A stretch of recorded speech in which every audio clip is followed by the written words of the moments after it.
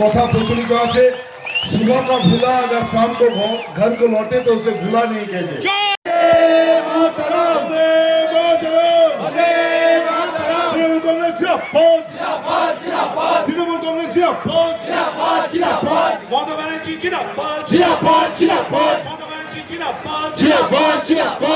বিরুদ্ধে সেরকম আন্দোলন দেখতে পেলাম না।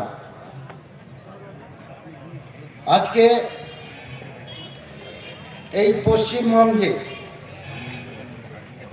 এসআইআরকে নিয়ে আমাদের প্রিয় মুখ্যমন্ত্রী সুপ্রিম কোর্টে সওয়াল জবাব করার সেই রেজাল্ট আজকে এসআইআরের কাজটা জুডিশিয়ালে সেটা এখন পৌঁছে গিয়েছে।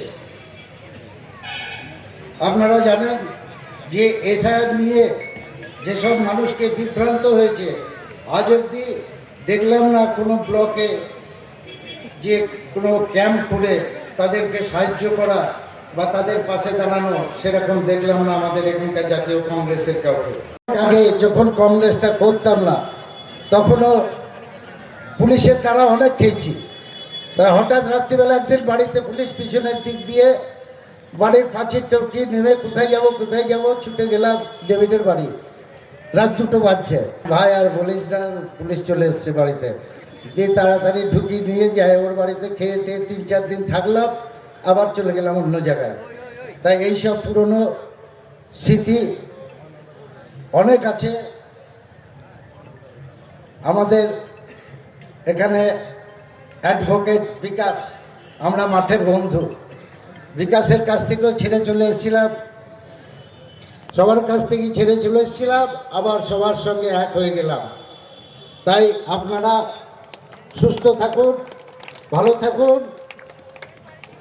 আমরা অভিষেক ব্যানার্জি এবং মমতা বন্দ্যোপাধ্যায়ের নেতৃত্বে কংগ্রেস এই তৃণমূলটা করব এবং সেই সঙ্গে তাদের আদর্শে অনুপ্রাণিত হয়ে আমরা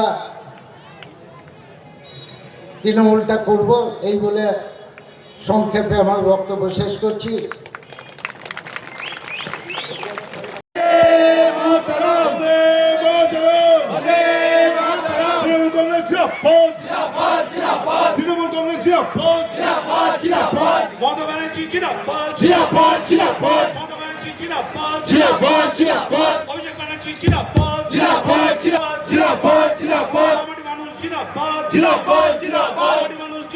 জিন্দাবাদ